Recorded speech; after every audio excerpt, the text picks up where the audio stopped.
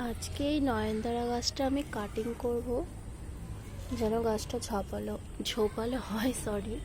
যেহেতু একটা ছোট টবের মধ্যে আমি গাছটা করছি, তাই আমি চাইছি এটা বেশি বড় না হয়, ছোটই থাকে কিন্তু গাছটা ঝোপালো হয়।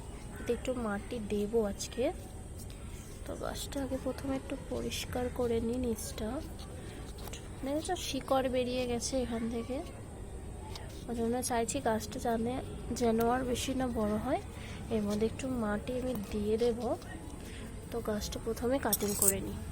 ফুল ধরে আছে গাছে, তবুও ভালো জিনিস পেতে হলে একটু তো স্যাক্রিফাইস করতেই হবে, তাই এটা আমি মুখ থেকে কেটে দেব।